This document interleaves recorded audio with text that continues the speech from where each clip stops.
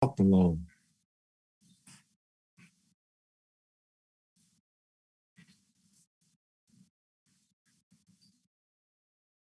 Ya. Baik konsep restat maupun konsep rule of law, ini dua-duanya bicara tentang negara hukum dengan unsur yang berbeda. Restat punya unsur-unsur tersendiri, rule of law juga mempunyai unsur-unsur tersendiri. Dua-duanya pada dasarnya sama. Mengkerucut kepada apa?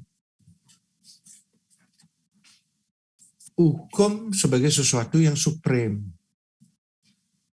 Artinya dua-duanya bicara supremasi hukum. Hukum adalah panglima. Semua harus tunduk pada hukum. Ya.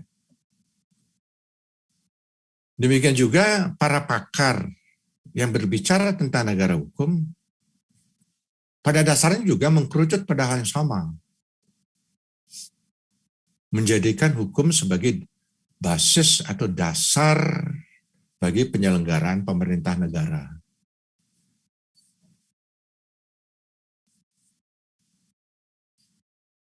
Sampai di sini paham ya?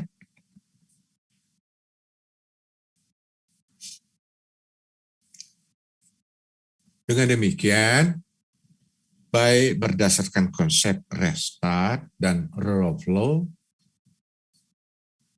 maupun berdasarkan pada pendapat para ahli, maka negara hukum secara sederhana dapat dirumuskan sebagai negara yang menempatkan hukum sebagai dasar kekuasaan negara. Dan penyelenggaraan kekuasaan tersebut dalam segala bentuknya dilakukan di bawah kekuasaan hukum.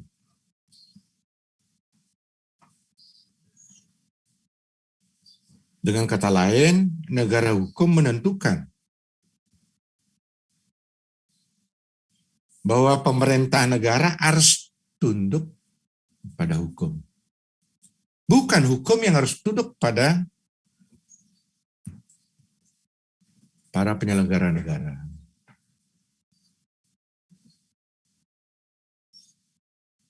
Jadi di sini berbicara tentang, sekali lagi, supremacy of law. Supremasi hukum. Hukum berdaulat, hukum yang supreme, hukum yang tertinggi. Semua harus tunduk. Itu maksudnya.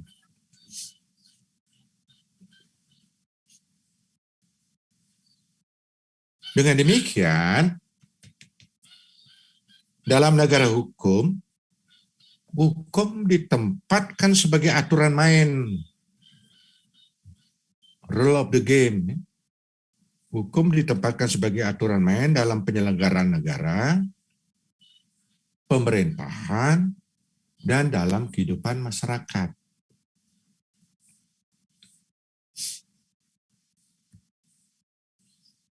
Tidak ada satupun yang kebal. Tidak ada satupun yang steril dari hukum. Semua didasarkan atau berbasis pada hukum. Apapun yang dilakukan oleh pihak penyelenggara pemerintah negara. Apapun yang dilakukan oleh anggota masyarakat.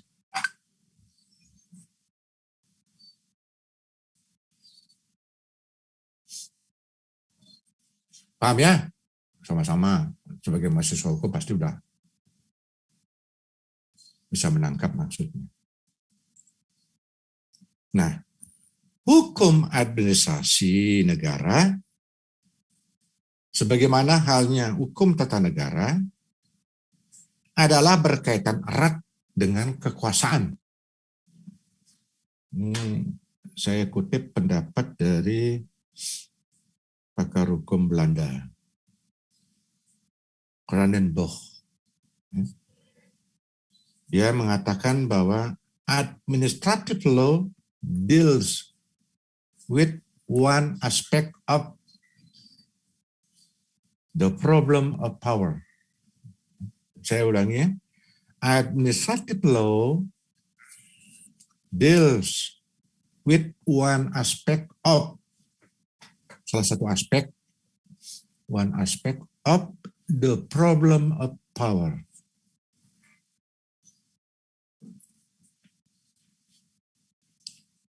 Mengingat negara itu merupakan organisasi kekuasaan,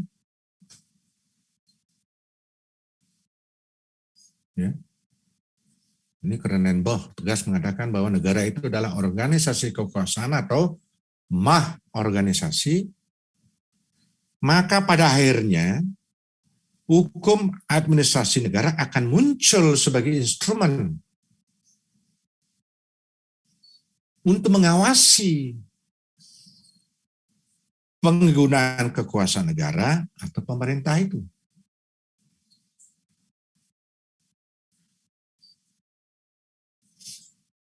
Dengan demikian, keberadaan hukum administrasi negara itu menjadi suatu keniscayaan, satu keharusan yang nggak bisa dihindari. Conditio sine qua non, ya, suatu keniscayaan, suatu yang tidak bisa dihindari. Conditio sine qua non.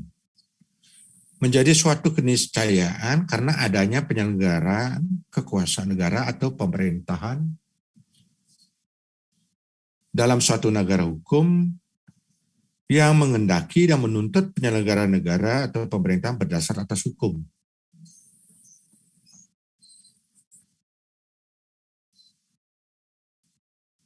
Nah, bahkan ukuran atau indikasi dari sebuah negara hukum adalah berfungsinya hukum administrasi negara. Dan sebaliknya, suatu negara bukanlah negara hukum in reality dalam kenyataannya apabila hukum administrasi negara tidak berfungsi. Terlebih dalam satu negara hukum modern yang kita kenal dengan negara kesejahteraan. Welfare state atau welfare state. Di mana negara aktif memasuki segala lini, segala segi kehidupan rakyat. Untuk apa? Untuk menyelenggarakan kesejahteraan. Nah, Anda bisa bayangkan, kalau dulu pada konsep negara hukum klasik atau yang kuno,